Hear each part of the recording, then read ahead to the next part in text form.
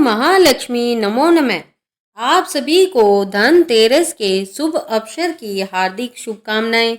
धनतेरस के पावन पर्व पर भगवान श्री गणेश, महालक्ष्मी जी और धन के देवता कुबेर और आयुर्वेद के देवता भगवान धन्वंतरी की पूजा करने का विधान होता है। आपको आज की कथा पसंद आए तो इस कथा के बाद आप हमारे चैनल पर कार्तिक मास माहात्म्य की कथाओं को भी जरूर सुनिएगा।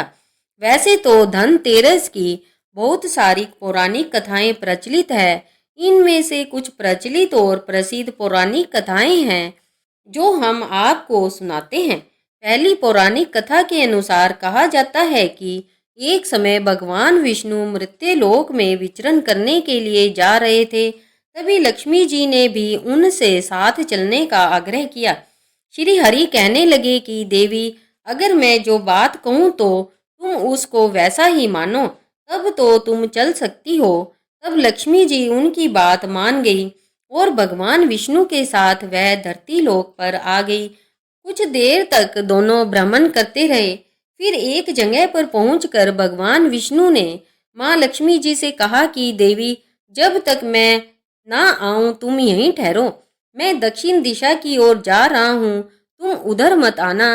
विष्णु जी के जाने पर लक्ष्मी जी के मन में कौतूहल जागा कि आखिर दक्षिण दिशा में ऐसा क्या रहस्य है जो मुझे मना किया गया है, और भगवान स्वयं चले गए।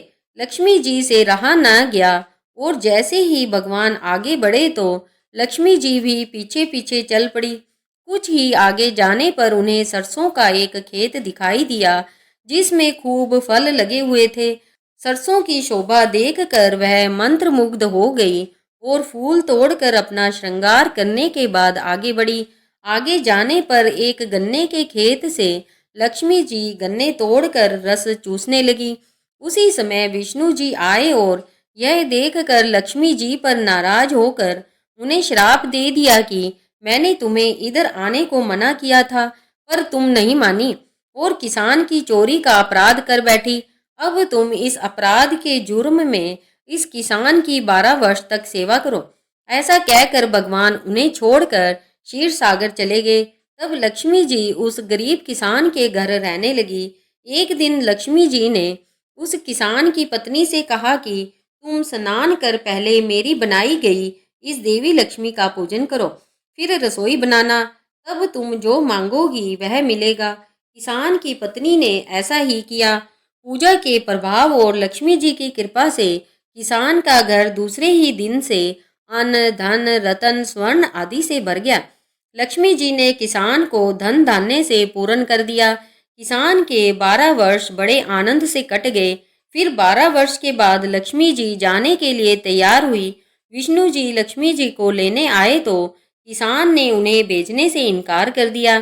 तब भगवान ने किसान से कहा कि इन्हें कौन जाने देता है, यह तो चंचला है, कहीं नहीं ठहरती, इनको बड़े बड़े नहीं रोक सके।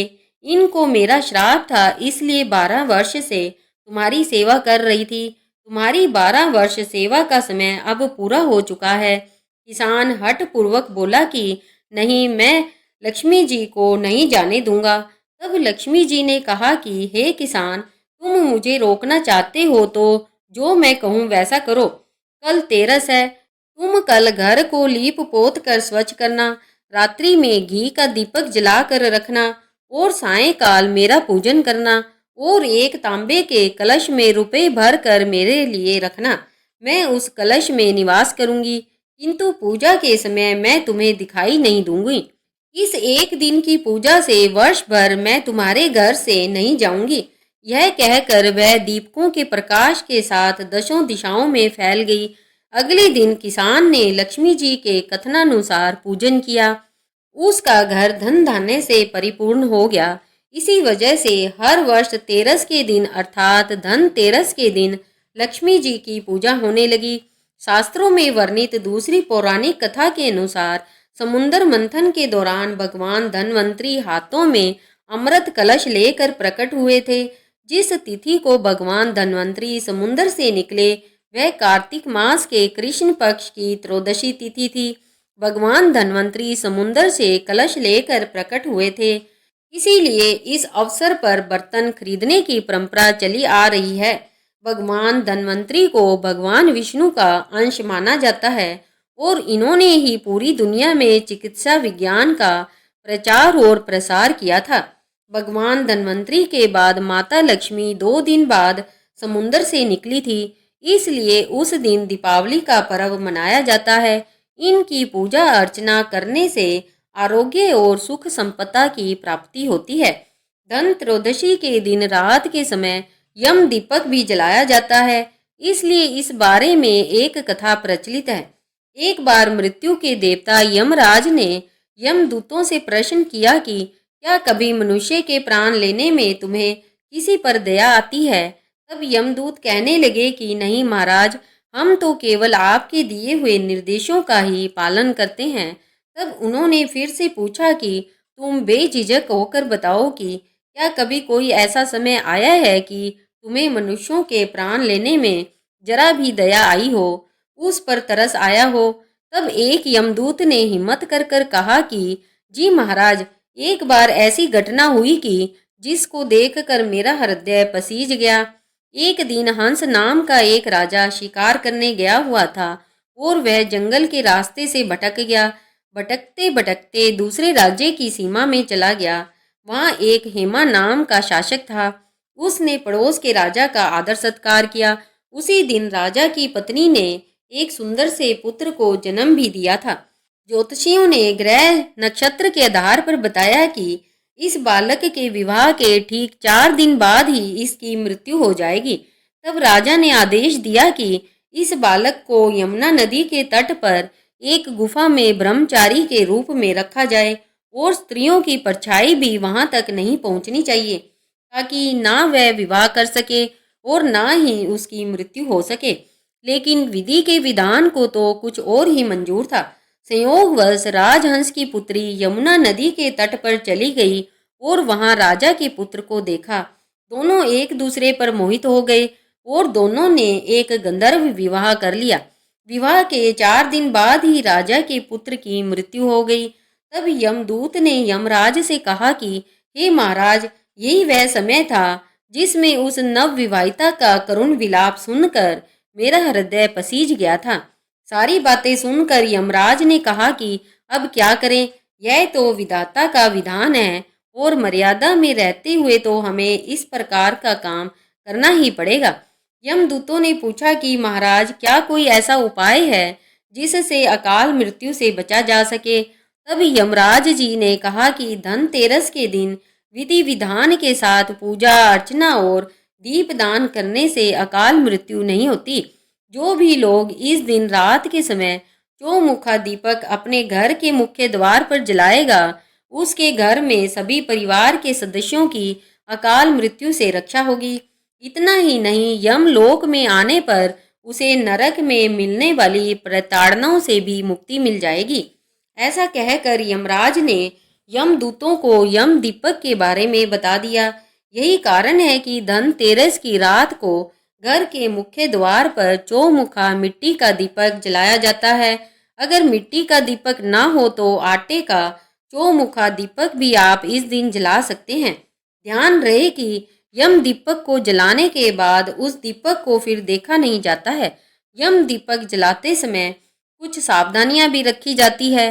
ध्यान रखना चाहिए कि सूरज डूबने के बाद ही यम दीपक को जलाए और इस बात का भी ध्यान रखें कि जब घर के सभी सदस्य घर में आ जाए, उसके बाद ही दीपक जलाना शुभ होता है।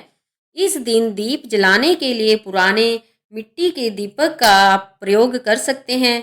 नई मिट्टी के दीपक को नहीं जलाना चाहिए। यदि पुराना मिट्टी का दीपक ना हो तो आप आटे का चौमुखा दीपक भी जला सकते हैं।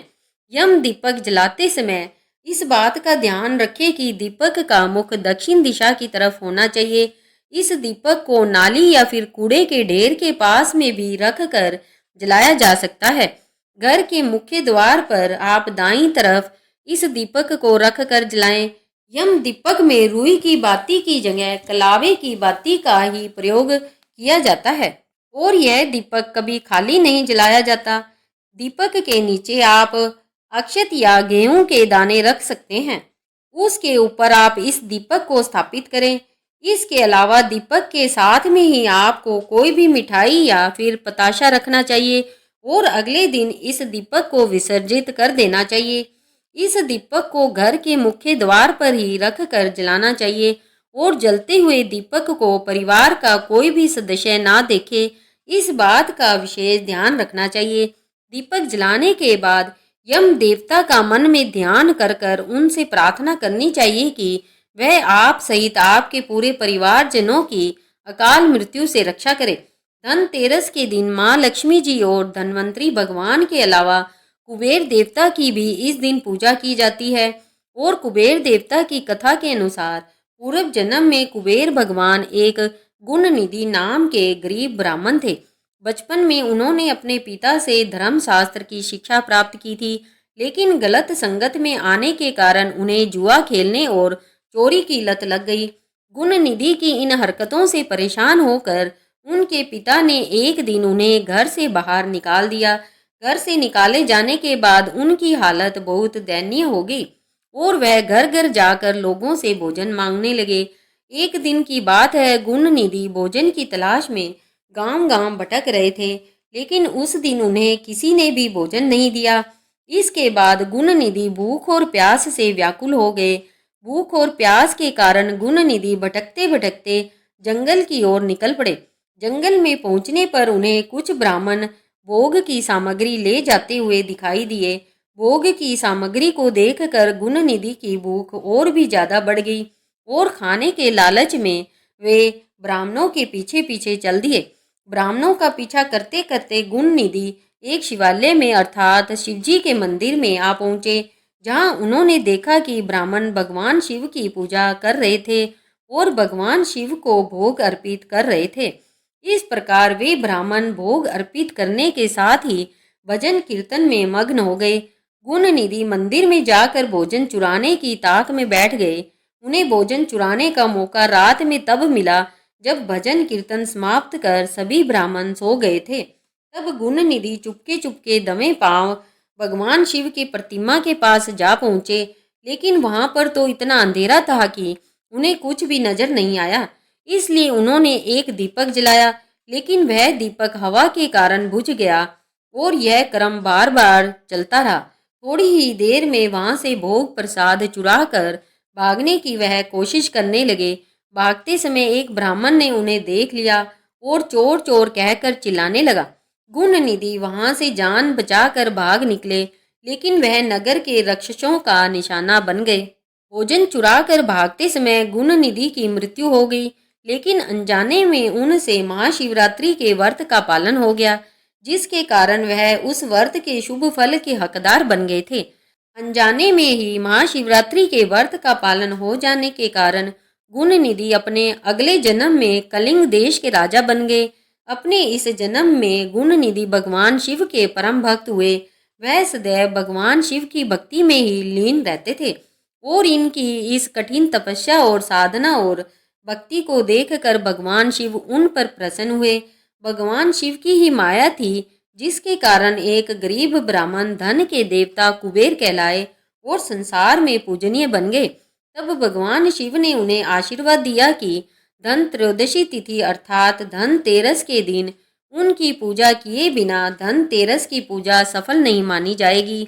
यही कारण है कि धनतेरस के दिन कुबेर देवता की भी पूजा की जाती है और कुबेर देवता को धन के देवता अर्थात धन प्रदान करने वाले देवता माना जाता है। जो भी भक्त सच्चे मन से कुबेर देवता की पूजा करता है, उनके घर में धन के भंडारे भरे रहते हैं। प्रेम से बोलिए धन्वंतरी जी की जय, भगवान गणेश जी की, माता लक्ष्मी जी की जय। आप सभी का धनतेरस का महापर्व शुभ हो और भगवान की कृपा आप सभी पर सदा बनी रहे। आपको यदि धनतेरस के दिन सुनी जाने वाली कथा और यम दीपक की जानकारी पसंद आई हो तो प्लीज़ वीडियो को लाइक कीजिए और चैनल को भी सब्सक्राइब कीजिएगा। इस वीडियो को अंत तक देखने के लिए आप सभी का धन्यवाद।